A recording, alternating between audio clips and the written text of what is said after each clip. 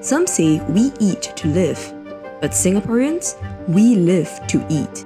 But how is the local F&B industry faring after being battered with waves of inflationary pressures and acute manpower shortages? BT dives into the struggles of Nanyang Culinary Club, a Chinese restaurant that was founded during the pandemic, and find out how the business was caught in the eye of the global inflation storm.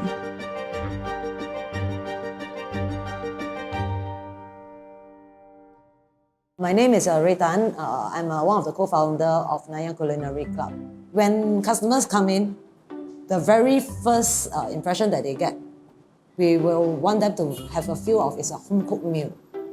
Very pleasant for us to hear that they say, oh, this is the taste that I had since young. Nanyang Culinary Club opened its doors in November 2021. But after a promising start, inflationary pressures led to a key ingredient.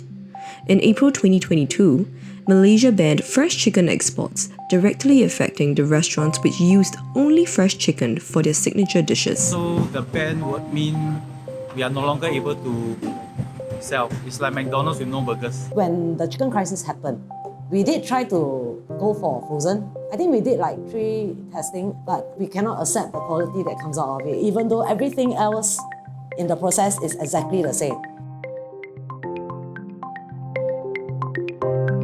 Thankfully, the government lifted the ban, I think 3 to 4 weeks after. So quickly we will go back to using kampung chicken, but the price has already increased by, I think, 25 to 30%. Even with the easing of fresh chicken supply, Raye and her team ran into another issue.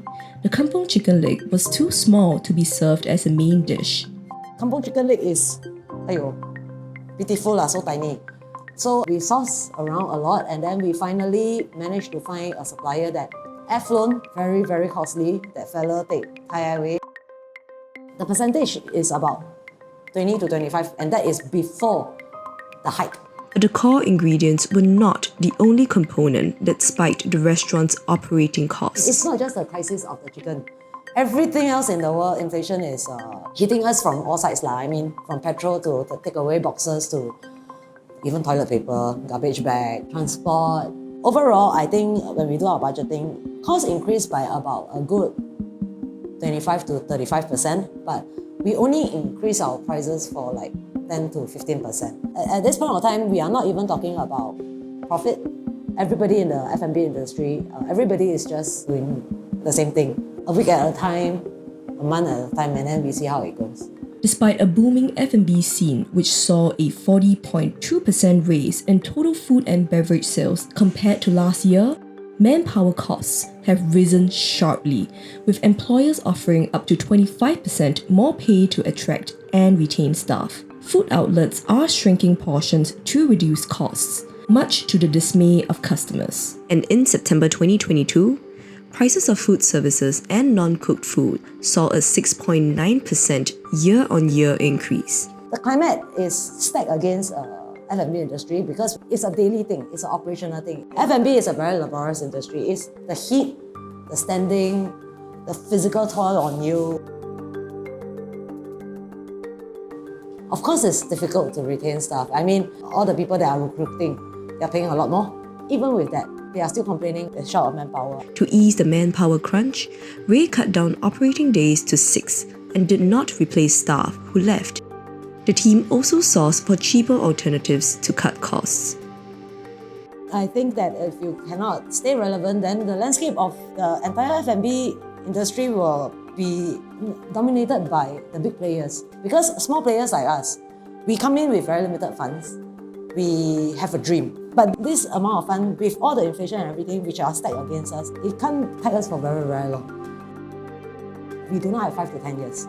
We don't even have 1 to 2 years. While many F&B outlets could not withstand the effects of the pandemic, supply chain disruptions, geopolitical tensions, and rising costs forced even more outlets to close. In the first half of 2022 alone, over 24,000 businesses shut down. F&B was one of the top 3 sectors that saw the most closures. F&B will never die.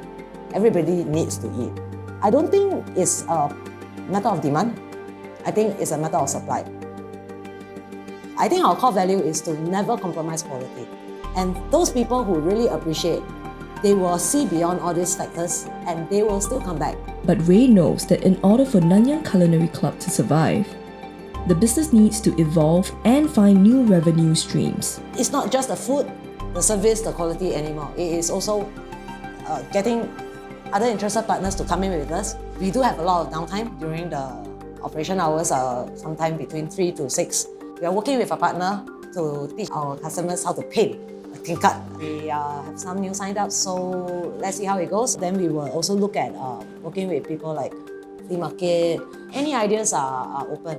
As long as we can provide the food, the venue, and the service during this period of time. It's always best to create an all-win situation for everyone, then business will thrive.